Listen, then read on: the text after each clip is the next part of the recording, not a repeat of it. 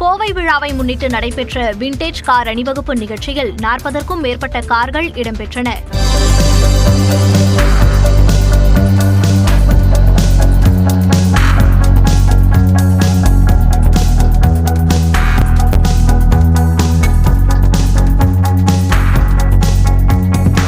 கோவையில் young Indians அமைப்பின் சார்பில் ஆண்டுதோறும் கோவை விழா கொண்டாடப்படுகிறது.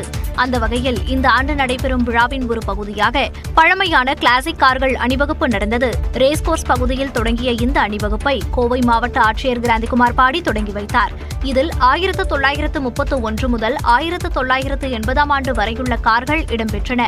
Benz, Rolls Royce, Chevrolet, Ford, Padmini, Ambassador, Volkswagen கார்களும் பழைய ஜீப் 1960 ஆண்டு அமெரிக்காவில் தயாரிக்கப்பட்ட சவர்வெட் போன்றவையும் அணிவகுத்து வந்தன. பழைய மாடல் கார்களை வைத்து பராமரிப்பது ஒரு நல்ல அனுபவம் எனவும், கார்களை பார்ப்பதற்கு நிறைய பேர் வருவார்கள், புதிய அறிமுகங்கள் ஏற்படும் எனவும் கார்களை பராமரித்து வரும் உரிமையாளர்கள் தெரிவிக்கின்றனர். இது வந்து பாத்தீங்கன்னா 1943 மாடல் ஃபோர்டு ஜிபிடபிள்யூ ஜீப், இதெல்லாம் பாத்தீங்கன்னா ஸ்கிராப் கண்டிஷன்ல இருந்துச்சுங்க.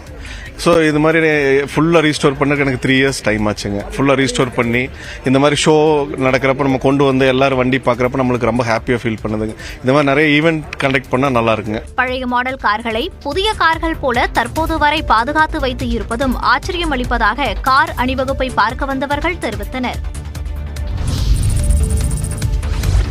2200 கோடி ரூபாய் லஞ்சம் கொடுத்ததாக எழுந்த புகாரில் பிரபல தொழிலதிபர் கௌதம் அதானி மற்றும் அவரது மருமகன் சாகர் அதானிக்கு அமெரிக்க பங்குகள் மற்றும் பரிவர்த்தனை ஆணையம் சம்மன் அனுப்பியுள்ளது. இந்தியாவில் சூரிய மின்சக்தி திட்டத்தில் ஒப்பந்தங்களை பெற அதிகாரிகளுக்கு 2200 கோடி ரூபாய் மதிப்பில் லஞ்சம் கொடுத்ததாக அதானி குழும தலைவர் கௌதம் அதானி மற்றும் அவரது மருமகன் மீது குற்றச்சாட்டு எழுந்தது. இது தொடர்பான வழக்கில் நியூயார்க் நீதிமன்றம் கௌதம் அதானி மற்றும் சாகர் அதானி உள்ளிட்ட 7 பேருக்கு பிடிவாரண்ட் பிறப்பித்தது. இந்நிலையில் அகமதாபாத்தில் உள்ள அதானி மற்றும் சாகர் அதானி இல்லத்திற்கு அமெரிக்க பங்குகள் மற்றும் பரிவர்த்தனை ஆணையம் சம்மன் அனுப்பியுள்ளது. அதில் 21 நாட்களுக்குள் நேரில் பதிலளிக்க வேண்டும் என்றும், பதிலளிக்க தவறினால் புகாரில் கோரப்பட்ட நிவாரணத்திற்காக இருவருக்கும் எதிராக தீர்ப்பு அளிக்க நேரிடும் எனவும் தெரிவிக்கப்பட்டுள்ளது. ஆஸ்திரேலியாவுக்கு எதிரான பெர்த் டெஸ்ட் போட்டியில் இந்திய அணி 218 ரன்கள் முன்னிலை பெற்றுள்ளது. 5 டெஸ்ட் போட்டிகள் கொண்ட பார்டர் கவாஸ்கர் டிராபியில் விளையாடுவதற்கு இந்திய அணி ஆஸ்திரேலியாவிற்கு சுற்றுப்பயணம் மேற்கொண்டுள்ளது. இதில் பெர்த் நகரில் தொடங்கிய முதல் டெஸ்ட் போட்டியில் டாஸ் வென்ற இந்திய அணி முதலில் பேட்டிங்கை தொடங்கியது. முதல் இன்னிங்ஸில் ஆஸ்திரேலியாவின் பந்துவீச்சை சமாளிக்க முடியாமல் திணறிய இந்திய வீரர்கள் 50 ஓவருக்குள் 150 ரன்கள் மட்டுமே எடுத்து அனைத்து விக்கெட்டுகளையும் பறிகொடுத்தனர். பின்னர் களமிறங்கிய ஆஸ்திரேலிய வீரர்களும் இந்திய அணியின் பந்துவீச்சை சமாளிக்க முடியாமல் திணறினர். அடுத்தடுத்து ஆட்டமிழந்த ஆஸ்திரேலிய வீரர்கள் முதல் நாள் முடிவில் 7 விக்கெட் இழப்பிற்கு 67 ரன்களை எடுத்தனர். இந்நிலையில் 2வது நாள் ஆட்டத்தை தொடர்ந்த ஆஸ்திரேலியா 104 ரன்களுக்கு சுருண்டது. கேப்டன் பும்ரா 30 ரன்களை விட்டுக் கொடுத்து 5 விக்கெட்டுகளை வீழ்த்தினார். 46 ரன்கள் முன்னிலையுடன் 2வது இன்னிங்ஸை தொடங்கிய இந்திய அணியில் ஜெய்ஸ்வால், KL ராகுல் சிறப்பாக விளையாடினர். இருவரும் அரை சதம் அடித்து அசத்தி இருக்கின்றனர். 2ஆம் நாள் முடிவில் இந்திய அணி விக்கெட் இழப்பின்றி 172 ரன்களை குவித்துள்ளது. ஜெய்ஸ்வால் 90 ரன்களுடனும் KL ராகுல் 62 ரன்களுடனும் களத்தில் உள்ளனர்.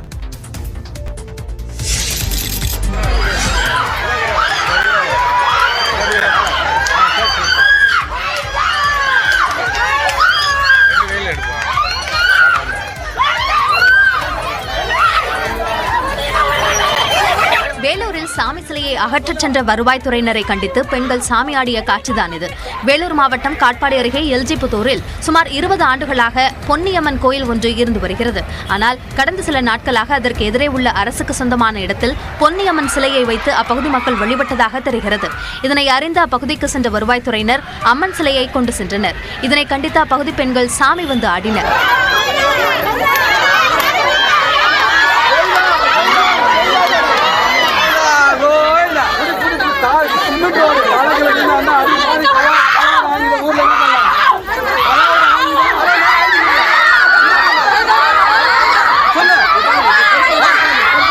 தனிநபருக்கு ஆதரவாக வருவாய்த்துறை மற்றும் காவல்துறை செயல்படுவதாக அப்பகுதி மக்கள் குற்றம் சாட்டியுள்ளனர். பொதுமக்களின் இந்த போராட்டத்தால் அப்பகுதியில் சிறிது நேரம் பதற்றமான சூழல் நிலவியது.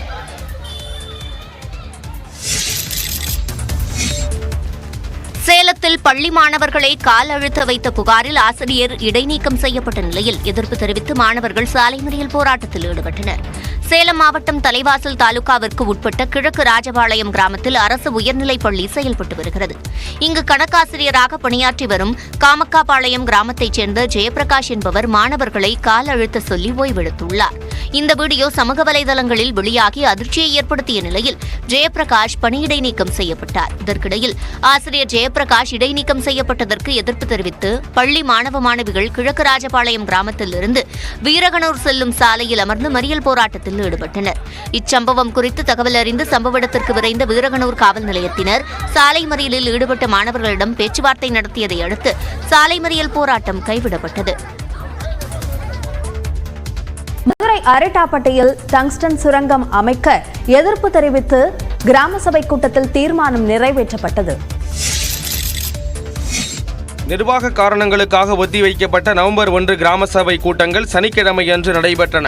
மதுரை அரிட்டாப்பட்டியில் டங்ஸ்டன் சுரங்கம் அமைக்க எதிர்ப்பு தெரிவித்து கிராம சபை கூட்டத்தில் அமைச்சர் மூர்த்தி, அதிமுக எம்எல்ஏ பெரியபுல்லான் ஆகியோர் முன்னிலையில் தீர்மானம் நிறைவேற்றப்பட்டது. அதனால ஒன்றும் பயப்பட வேண்டியதில்லை. அது வராது, வளர்ந்தும் ஒருபோதும் நம்ம மக்கள் விட மாட்டாங்க. அரசும் அதுக்கு அனுமதி. தூத்துக்குடி மாவட்டத்தில் மாப்பிள்ளையூரணி பஞ்சாயத்து பகுதிகளை தூத்துக்குடி மாநகராட்சியுடன் இணைக்க வேண்டும் என்று ஒரு தரப்பினரும் இணைக்க கூடாது என மற்றொரு தரப்பினர் வாக்குவாதத்தில் ஈடுபட்டதால் பரபரப்பு ஏற்பட்டது.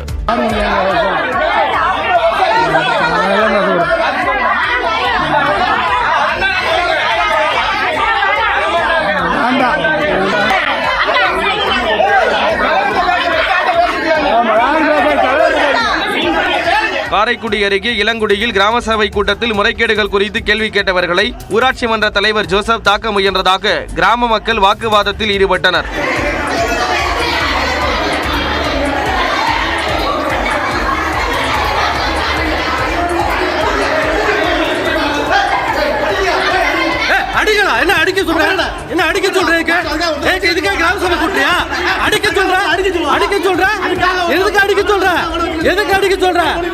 கடும் வாக்குவாதம் நிலவியதால் கிராம சபை கூட்டம் பாதியிலேயே முடிவடைந்தது. காஞ்சிபுரம் மாவட்டம் ஏகனாபுரம் கிராம சபை கூட்டத்தில் பரந்தூர் பசுமை வெளி விமான நிலையத்திற்கு எதிராக 10வது முறையாக தீர்மானம் நிறைவேற்றப்பட்டது. சென்னையின் 2வது விமான நிலையம் காஞ்சிபுரம் அருகே பரந்தூர் பகுதியில் அமைக்க முடிவு செய்யப்பட்டுள்ளது. இதற்காக 13 கிராமங்களை ஒன்றிணைத்து 5746 ஏக்கர் நிலம் கையகப்படுத்தப்பட உள்ளது. இதில் ஏகனாபுரம் உள்ளிட்ட கிராமங்கள் முழுமையாக கையகப்படுத்தப்பட உள்ளன. இதற்கு எதிர்ப்பு தெரிவித்து ஏகனாபுரம் கிராமத்தில் 852வது நாளாக போராட்டம் நடைபெற்றது. இந்நிலையில் இந்த கிராம மக்கள் இதற்கு முன்னதாக விமான நிலையத்திற்கு எதிராக 9 முறை கிராம சபை கூட்டத்தில் தீர்மானம் நிறைவேற்றியுள்ளனர். 7 முறை கிராம சபை கூட்டத்தை புறக்கணித்தனர். இந்நிலையில் சனிக்கிழமை நடந்த கிராம சபை கூட்டத்தில் 10வது முறையாக விமான நிலையத்திற்கு எதிராக தீர்மானம் நிறைவேற்றியுள்ளனர்.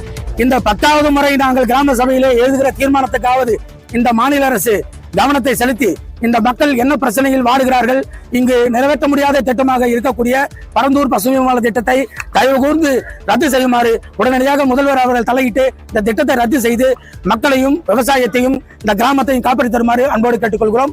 ஏகனாபுரம் கிராமத்தில் வளர்ச்சி திட்ட பணிகள் மேற்கொள்ளவில்லை என தமிழக அரசை கண்டித்து கிராம சபையில் இருந்து வெளியேறி முழக்கங்களை எழுப்பினர்.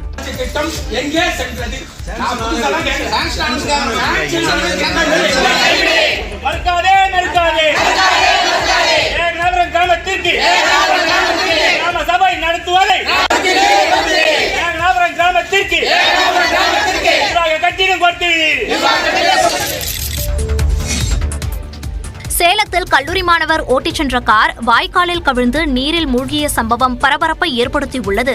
சேலம் மாவட்டம் சங்ககிரி வட்டாரத்திற்கு உட்பட்ட சாமியம்பாளையம் பகுதியைச் சேர்ந்த மேகவர்ணன் என்பவர் அப்பகுதியில் உள்ள தனியார் கல்லூரியில் பயின்று வருகிறார். இந்நிலையில் மேகவர்ணன் தனது தந்தையின் காரை ஓட்டி பழகுவதற்காக காரை எடுத்துச் சென்றுள்ளார். அப்போது சாமியம்பாளையம் நீர்ப்பாசன வாய்க்கால் அருகே சென்றபோது எதிர்பாராத விதமாக கட்டுப்பாட்டை இழந்த கார் வாய்க்காலில் கவிழ்ந்து விபத்துக்குள்ளானது. இதனை கண்ட அப்பகுதி மக்கள் வாய்க்காலில் இறங்கி காரில் சிக்கிய கல்லூரி மாணவர் மேகவர்ணனை பத்திரமாக மீட்டனர். இதையடுத்து நீர்ப்பாசன வாய்க்காலில் சிக்கிய கார் கிரேன் மூலம் மீட்கப்பட்டது.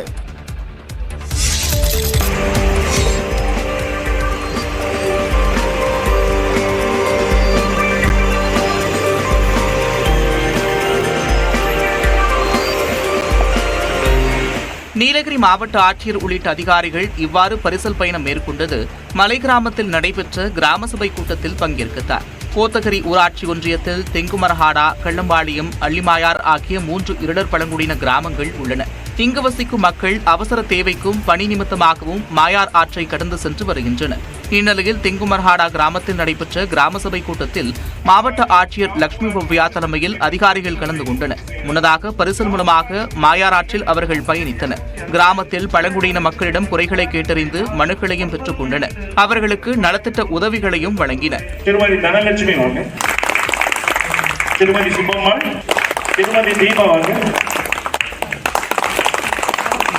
அங்கு நடைபெற்று வந்த வாக்காளர் முகாம் குறித்தும் ஆட்சியர் ஆய்வு செய்து கேட்டறிந்தார்.